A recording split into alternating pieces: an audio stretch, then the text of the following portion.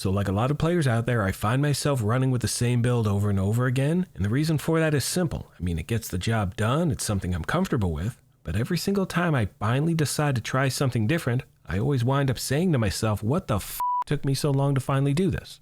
Now, with that being said, one of the many benefits we have about the community that we've built here at the channel is the fact that we hear from a lot of players out there talking about different builds, recommending things, and my friends, that has led me to try out this ongoing directive blue screen build that I'm absolutely addicted to, so that's exactly what I'm sharing with you today. Now, as always, we're going to jump right into the details, and if you happen to enjoy this, do me a favor and hit that like button. It truly helps the channel out. And if you want to stay up to speed on all things Division, feel free to hit that subscribe or join button as well. Now, starting with the specialization, you can see we're using Gunner for this version of the build. We're doing that for a few main reasons. You get some armor on kill, you get a reload speed increase, a rate of fire increase. You also have access to the Banshee Pulse, which is one of the skills that we do have equipped. And as you hear me mention in every build video I post, regardless of the specialization you choose, make sure to have the proper weapons activated in that weapon skill tree. That way you're getting a 15% weapon damage bonus regardless of which one you're using. I say that because people wind up using the same template for different builds. You don't activate the right weapons, and then you're just missing out on weapon damage, which is something you don't want to do. Now, my primary for this build, as I mentioned earlier, is the Bluescreen LMG. Now, if you do not have this, it is in the general loot pool. You can farm for it anywhere the LMG is the targeted loot, or I recommend hitting up the summit or countdown and set your targeted loot to LMGs. Now, the reason this is so effective is because of its talent Disruptor rounds. Shooting an enemy marks that enemy and adds a stack to the agent up to a count of 50. Shooting a marked enemy refreshes the mark and adds stacks to the agent. When you deploy a non-shield skill, you're going to remove all stacks on agent and all marked targets trigger an effect. And as you can see right below that, there's a breakdown of what the effects are going to be, and that is going to be dependent on how many stacks you have at the moment. Now at the very bottom, you can see they say, this effect will trigger immediately if any marked enemy is killed, and to be honest with you, that is how I usually trigger all of the effects on the weapon, is by just taking out NPCs left and right. This thing is an absolute monster. Now, as far as the secondary and sidearm is concerned, it's totally up to you, my friends. You can use whatever weapons you want. Now moving on to the gear itself, you can see we're running 1 Petrov, 1 Cheska, and 4 of the ongoing directive gear set. We're running 4 so we get all of the gear set bonuses. What's up, Reckless Abandon? I'd like to answer right now, buddy, but I'm recording a video. Anyway, we're running 4 so we get all of the gear set bonuses. 2 pieces 15% status effect, 3 pieces 30% reload speed, and 4 pieces rules of engagement. Shooting a status affected enemy will apply a mark. Killing a marked enemy grants a full clip of hollow point ammo for your active weapon and half a clip of the agent's active weapon to the rest of the party. The mark is going to last for 10 seconds, and not only that, the hollow point ammo amplifies weapon damage by 20% and applies bleed on hit. Next, we have the body armor. It is the second piece of ongoing directive, and because we are using that body armor, we do have access to the Talon Parabellum rounds. That is going to increase the hollow point ammo weapon damage amplification to 50%, which obviously is much more than 20%. Next, we have the holster and the knee pads. They are the final 2 pieces of the ongoing directive gear set, and you will notice that on every single piece of gear, I'm trying to stack crit hit chance and crit hit damage everywhere I can.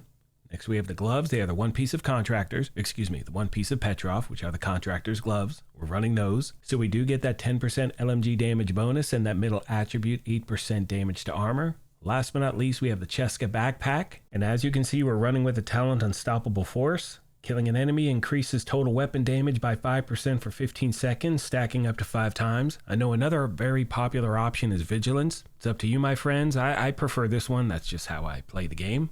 As far as my skills are concerned, I am using a combination of the Defender drone and the Banshee Pulse. And when we take a look at the numbers, you can see I'm sitting at 48% crit hit chance, 101.6 crit hit damage. Remember, those numbers are going to be dependent on not only the gear I have equipped, but having a Shade Watch of level 1000. Hope this helped you out, my friends, and as always, questions, comments, or feedback, please let me know and I'll do my best to get back to you as quick as I can.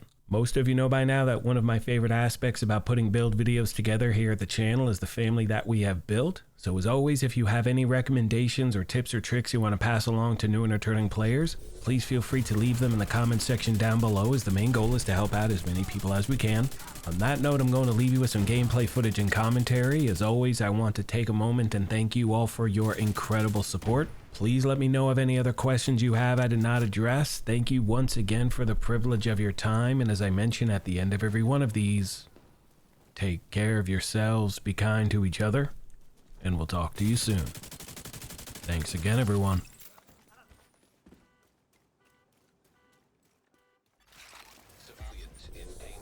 Hello once again, my fellow agents. I hope everyone is having a good day so far. It is Friday, July 25th at 7:32 a.m. Pacific.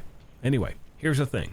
One thing I strongly recommend anytime you're trying out a new build is go to a mission control point, something in this game where you know the timing. The main reason I say that is because if you can't have a build work when you know exactly where the NPCs are going to be, how they're going to, spawn, things like that, there's no way the build's going to properly perform for you when shit gets sideways randomly in the open world, or if you're doing a mission or, joining a group, whatever it is. And that brings us to why I always tell you, this is just a template. You want to take your time, make a build your own, focus on the armor. You may want more, you may want less.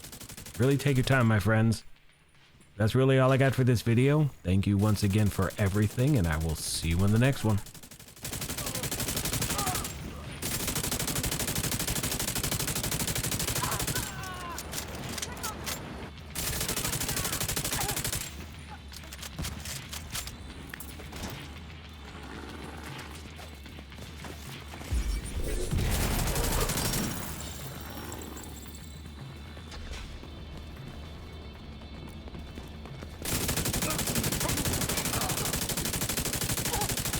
Are you kidding me?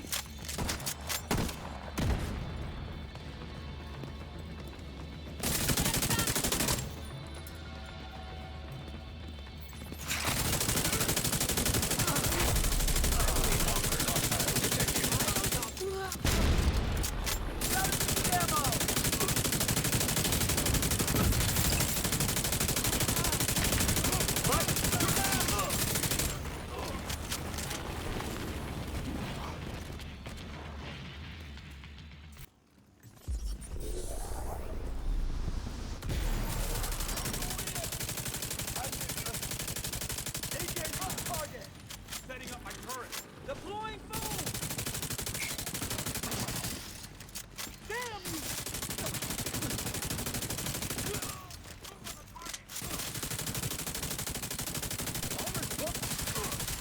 You won't escape me now!